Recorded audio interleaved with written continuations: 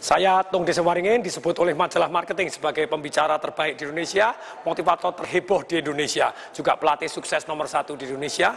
Dan majalah SWA menyebut saya sebagai one of the most powerful people and idea in business di Indonesia. Pertanyaannya, siapa orang yang paling berpengaruh dalam kehidupan saya yang merubah dari biasa-biasa menjadi dahsyat luar biasa ini? Kalau boleh saya baktikan, 70% adalah satu orang yang namanya Anthony Robbins. Sejak saya baca bukunya Awaken the Giant Within di tahun 1995 rangkumannya, kemudian saya beli bukunya tahun 96, kemudian saya beli CD-nya di tahun 2000, kemudian saya ikut seminarnya di 2001 dan ikut semua seminarnya saya habiskan gitu ya. Yang terakhir seminar Business Mastery di Melbourne itu saya harus bayar 10.000 US hanya untuk 4 hari 3 malam saja. Dan apa yang saya pelajari dari semua yang paling penting dari Anthony Robbins, baik bukunya, seminarnya, ada 3 hal yang paling penting yang akan saya rangkumkan kali ini.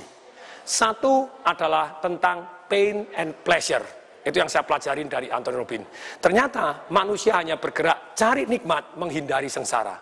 Kalau kita jadi master, tuan dari pain and pleasure ini, kita jadi master dalam kehidupan. Tapi kalau kita menjadi budak, hanya cari kenikmatan jangka pendek, tidak tahan kesengsaraan jangka pendek, lupa kenikmatan jangka panjang, lupa kesengsaraan jangka panjang yang bisa menerima kita jadi budak dari pain and pleasure, tentu saja kehidupan kita akan berantakan. Dan dari pain and pleasure, jurus yang pertama ini, banyak pelajaran yang kita bisa gunakan sebagai pemimpin, sebagai penjual, sebagai kepala rumah tangga, bagaimana menggerakkan diri kita, menggerakkan orang lain. Pain and pleasure ini adalah dahsyat luar biasa, sengsara and nikmat. Itu pelajaran yang pertama yang saya dapat dari Anthony Robbins. Yang kedua adalah merubah satu yang namanya fear into power. Orang punya trauma-trauma masa lalu. Ada yang takut gelap, ada yang kecanduan ngerokok, ada hal-hal yang negatif dalam kehidupannya. Bagaimana merubah fear into power ini adalah pelajaran yang luar biasa yang saya terima dari Anthony Robbins. Bagaimana merubah fear into power? Takut menjadi kekuatan, 3 hal doang yang saya saripatikan. Satu adalah tergantung gerakan kita. Dikatakan oleh Anthony Robbins, our emotion is created by our motion. Kalau kita berdirinya begini, tentu saja Anda akan jadi loyo, Anda takut, Anda begini, ada jalannya ini, tidak bisa. Kalau Anda berdiri dengan tegak, say yes, yes, Anda mantap tegak. Seolah-olah bawa ransel 40 kilo dan Anda jalan mantap seperti begitu, Anda akan jauh lebih berani. Anda guncang bumi, Anda lunjak-lunjak, yes, Anda seketika dari takut jadi berani. Dari ragu-ragu jadi penuh keputusan. Ini, semua orang yang sukses mengalami emosi tidak pada tempatnya. Orang sukses juga mengalami ragu-ragu, orang sukses juga mengalami ketakutan, orang sukses juga mengalami khawatir, orang sukses juga mengalami males. Tapi orang sukses walaupun dia males, ragu-ragu, khawatir, takut, dia tetap take action. Jadi sekali lagi, sukses itu bukan karena absennya ketakutan, tapi karena kita bisa memanage ketakutan, bahkan merubah ketakutan menjadi kekuatan kita. Inilah ilmu yang saya pelajari dari Anthony Robbins yang kedua, yang sangat bermanfaat. Nah, ada 3 cara tadi saya sebutkan. Rubah gerak dulu supaya Anda emosinya tepat. Yang kedua, rubah fokus dan keyakinan Anda. Fokus tergantung dari pertanyaan. Kalau Anda tanya, kemungkinan gagalnya apa ya? Kalau satu nanti gagal terus bagaimana?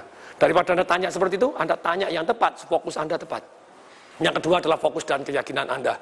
Fokus Anda tergantung pertanyaan. Kalau Anda tanya, kalau saya sukses nikmatnya seperti apa? Yes, ada kemungkinan gagal. Supaya kemungkinan berhasil lebih besar, dengan bertanya gini, fokus kita mengarah ke solusi, bukan emosi. Nah, dengan fokus ke solusi dan emosi, Anda menemukan jalan untuk breakthrough, tembus, dan tembus. Nah, yang kedua B tadi adalah satu yang namanya keyakinan. Saya adalah. Keyakinan ada 2 macam. Satu adalah yang namanya aturan atau rule di dalam hati kita. Bila saya begini, maka saya begini. Yang kedua adalah identitas. Saya adalah. Agama adalah, kerja adalah, cinta adalah, wanita adalah. Itu definisi, identitas. Dan kemudian 2 keyakinan ini sangat mempengaruhi kita. Kalau kita kepengen punya rumah besar, tapi dalam hati kecil kita punya keyakinan, bila rumah saya besar, maka bersihnya susah, Anda kan tidak, atau susah punya rumah besar. Nah, ini Anda harus rubah dengan betul sih, bila saya kepengen kaya, maka saya harus 1 hari keluar 10 kali untuk jadi marketing di jalanan. Kalau 10 kali satu keluar, 2 kali maka akan bawa hasil. 2 kali hasil, 25 hari kerja, 50 hasil, saya akan jauh lebih kaya. Baru keluar 2 kali, mendadak panas, tidak mau. Kenapa? Karena keyakinan Anda tidak kongruen, bulat. Maksudnya bulat apa?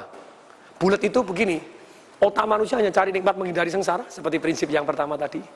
Bila titik-titik, maka titik-titik. tidak bulat, positif dan negatifnya campur, otak Anda bingung. Otak manusia seperti magnet. Dia hanya mengejar kenikmat, menghindari sengsara.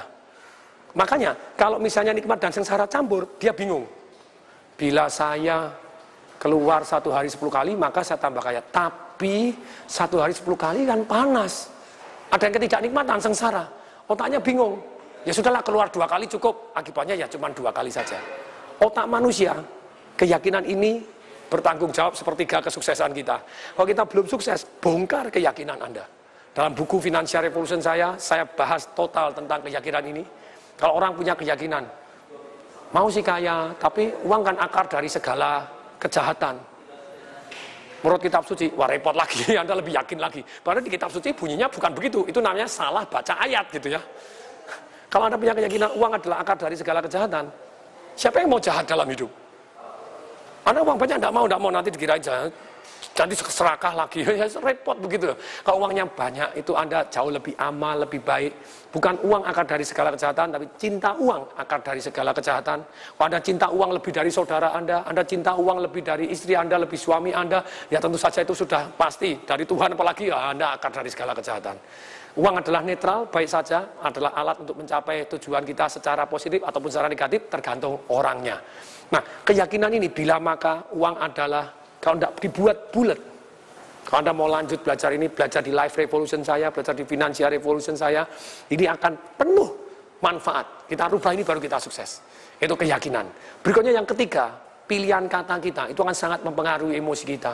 Kalau Anda bilang aku bingung, ya tentu saja kalau Anda bingung ya langsung bingung. Otak Anda seperti dikasih virus, dikasih program, disuruh bingung.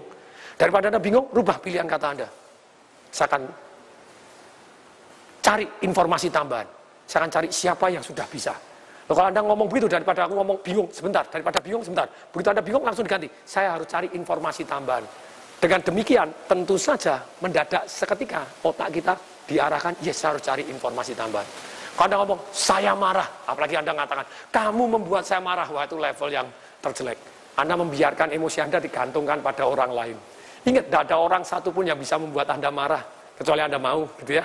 Dan tergantung. Nah, pilihan kata ini sungguh sangat berpengaruh dalam mengontrol emosi kita, merubah fear into power. Pilihan kata ini akan sangat mempengaruhi emosi kita. Untuk itu, pilih kata-kata. Saran saya, lakukan puasa ngomong negatif selama 10 hari. Manusia juga dalam agama Islam Anda puasa 1 bulan. Kenapa tidak Anda puasa 10 hari ngomong yang negatif? Anda list kalimat-kalimat yang negatif Anda, yang mengeluh-mengeluh, dirubah jadi yang positif. Yang positif dirubah jadi dahsyat luar biasa. Sejak dulu saya ditanya, apa kabar? Dulu jawabannya baik, normal, dahsyat, mantap, gitu ya. Terus kemudian, Anda kata-kata apa yang biasanya Anda gunakan, capek deh, ganti. Harus semangat nih. Bilang males, daripada males Anda bilang, mau cas baterai. Sama sih Anda tidur-tiduran, sebentar mau males-malesan. Daripada aku lagi males nih, jangan, aku lagi cas baterai, sebentar lagi siap meledak. Beda toh. Anda bilang kalimatnya, aku ditipu, emosinya langsung drop, tidak karu-karuan. Lebih baik diganti apa daripada aku ditipu? Ongkos sekolah saya.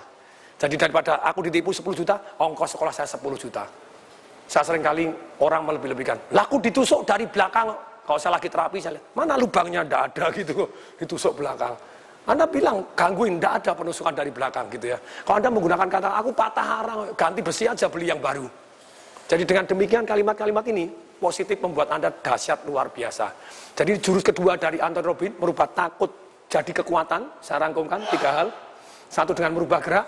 Yang kedua dengan merubah fokus kita dengan pertanyaannya. Dan 2B, yaitu merubah keyakinan kita, susunan keyakinan kita. Uang baik adanya, gitu, yang tidak baik orangnya. Gitu ya. Yang ketiga adalah pilihan kata kita. Pilihan kata kita akan sangat mempengaruhi emosi. Puasa 10 hari Anda ngomong negatif. Kalau nekat dalam hari ketiga, masih ngomong negatif berlarut-larut dan tidak pernah Anda ralat, kembali lagi hari pertama. 10 hari straight harus puasa ngomong negatif. Perhatikan perubahan terhadap nasib Anda. Perubahan kanan kiri Anda, betapa senangnya terhadap Anda yang baru, yang lahir baru, yang lebih positif. Ini yang jurus kedua yang saya belajar paling bagus. Setelah pain and pleasure, merubah fear into power. Yang ketiga adalah modeling. Itu yang saya belajar dari Anthony Robbins. Maksudnya apa modeling? Dia bilang sukses meninggalkan jejak. Satu cara untuk menjadi orang besar, bergaullah dengan orang yang besar. Sekali sukses bisa jadi beruntung semata. Kalau berkali-kali sukses, sudah pasti bukan beruntung. Dan berkali-kali sukses, meninggalkan jejak. Kita, kalau mau sukses, kerjasama, belajar dari orang-orang dengan orang-orang yang terbaik ini, tentu saja kemungkinan sukses kita jauh lebih besar. Nah, ilmu modeling, ilmu kalau bahasa kasarnya nyontek, kalau bahasa saya adalah ATM, amatin, tiru, dan modifikasi jauh lebih baik. Tentu saja, bayangin, sekarang kalau Anda modeling, Anda mau belajar badminton, belajar dari mana? Rudi Hartono atau Rudi Hartini? Tentu saja Rudi Hartono. Kalau Anda belajar dari Rudi Hartono, tentu saja kemungkinan suksesnya jauh lebih besar daripada Rudi Hartini yang tidak pernah main badminton. Ini makanya modeling, Anda harus belajar dari orang-orang yang sudah sukses dan mengalaminya. Saya baru saja naik Gunung Rinjani. Baru naik Gunung Rinjani, Anda tidak bisa belajar dari para teoriwan dan teoriwati. Boleh nggak boleh, lumayan, karena daripada tidak belajar sama sekali. Tapi kalau Anda belajar dan kerjasama, punya mentor yang membimbing Anda, orang yang betul-betul sudah punya pengalaman naik Gunung Rinjani, kemungkinan selamatnya jauh lebih besar daripada pakar teori melulu. Teori penting nggak? Tetap penting, karena teori dia belajar juga. Tapi kalau teori doang, nggak tahu detailnya, tentu saja akan sangat-sangat berbeda. Jadi learn from the best. Jadi jurus modeling ini, belajar dan amatin tiru, ATM, amatin tiru dan modifikasi dari orang-orang yang terbaik di bidang yang Anda kepingin sukses. Modifikasi lebih baik, Anda tentu saja akan lebih sukses. Ini hal ketiga yang saya sangat senang, bahwa ini belajar dari Anthony Robbins, dan ternyata betul-betul merubah hidup saya, bumi dan langit. Semoga bermanfaat. Saya Tung Desa Maringin mengucapkan salam dahsyat.